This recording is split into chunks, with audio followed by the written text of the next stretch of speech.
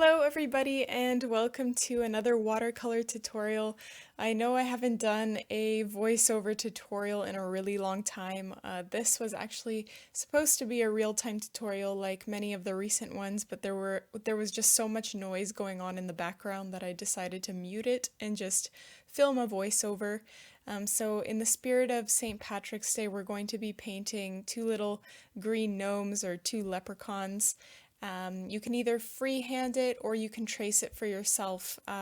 Either way works, but I do find that just drawing out a rough guide for yourself, just so you know where the hat goes, the body, the beard, the nose, that sort of helps with the whole process. But we are starting with the top, and that's just because I am impatient, so if I start at the top, I don't have to wait for layers underneath to dry before I move on. So for the first little leprechaun dude, I've just painted the hat green, making sure to leave a white gap between the top 2/3 and the bottom strip, because we're going to be painting a little belt and buckle that is sort of reminiscent of leprechauns. And while that is drying, we can move on to the body of the leprechaun or the gnome and just paint it green.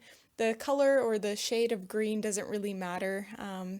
I'm just using the ones that I have, and they can be, you can use two different greens for the hat and the body, or the same green. It's completely up to you. Once both the hat and the body has completely dried, and that's really important just because when we're painting the next step here, which is the beard of our gnome, if either of those portions are wet, the beard color might bleed into the body and then it won't be really neat and clean. So just wait until it's completely dry and then you can begin to fill in the beard of your gnome. And I'm just using some brown watercolor that's been mixed with orange to fill in the beard, but you can use whatever colors that you would like. Just make sure to take care and not paint the nose, so leave the nose clear. While that is drying, I have taken an even darker green. If you don't have many shades of green, you can just add some black to whatever green you do have, and that'll make it darker.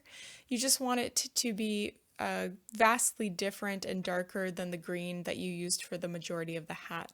And here you're just painting, you're filling in that whole buckle area. Just make sure that you leave two white strips on either side, because we're going to be filling those in later with a really nice golden color for a gold buckle. While that is drying, we can quickly move on to the shoes here. You're just painting two rectangles, one inside the other, that is sort of in a triangular shape, and then filling the rest of it in with black. These are the little shoes of our leprechauns. Again, that little white section in between where the one rectangle is inside the other, just make sure to leave it white because we are going to fill it in with yellow watercolor later on. Don't forget to use a nice nude color to fill in and create a beautiful gradient for the little button nose. And of course you can paint your gloves or the little hands of the gnome black. Watching this now, I kind of wish I used the same green that I did for the belt buckle portion of the hat. So you can definitely do that if you like the look of that better. So before putting the finishing touches on that first leprechaun, we're going to move on to the second one while it's drying, and we're going to follow the exact same process. This leprechaun is just basically drawn in a slightly different style.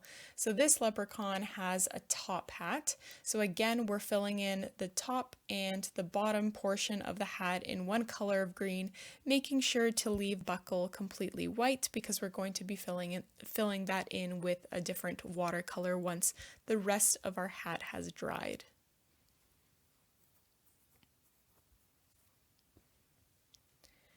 You can also fill in or paint in the shoes of our little leprechaun in that exact same green.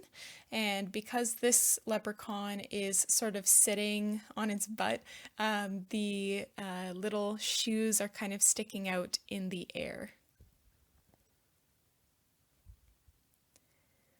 Okay, so just quickly going back to that first one, since it's mostly dry, we're just filling in the little buckle portion with yellow watercolor to make it look golden. Don't forget to also do that with the shoes, by the way, because I forgot to film that. Back to the second leprechaun, we're just filling in the belt with a nice moody brown color. I used a larger round brush just to fill in the major chunk of that belt portion, and then I used a finer liner brush just to get into those tiny nooks and crannies and make it really neat. Don't forget to also fill in the portion that's sort of in the middle, in between the golden buckle, but do leave that white space so that we can fill it in with yellow watercolor later and make it a nice, beautiful golden buckle. While that belt portion of the hat is drying, you can go ahead and just fill in the beard of our second leprechaun using whatever color you'd like. I have an orange mixed with a little bit of brown, and I'm just taking care to outline the little button nose. And this leprechaun is holding a little shamrock or clover, so just take care to not paint over all of those little details if you also choose to have your leprechaun hold something.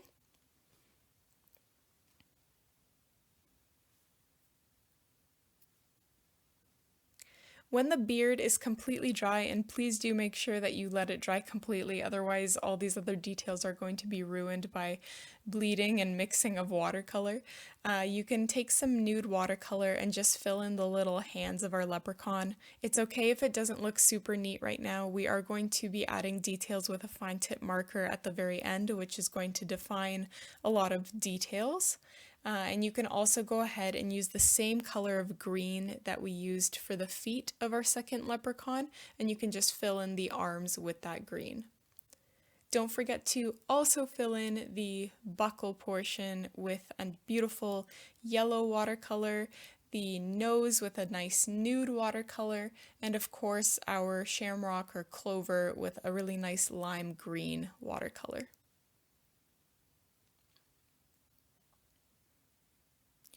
Once both of your leprechauns have completely dried, you can go ahead and either grab a black pen, but I find that a black fine tip marker works best, and you can start outlining whatever details you want.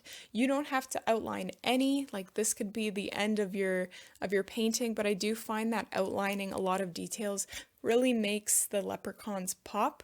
Especially here you can see me outlining like the little golden buckle, and I've outlined the button nose, the beard, and especially outlining the little fingers on the hands as well as the clover, which looks a little bit choppy right now. It really makes everything look a little bit neater and more professional. So I do recommend at least, going over some of those really fine details.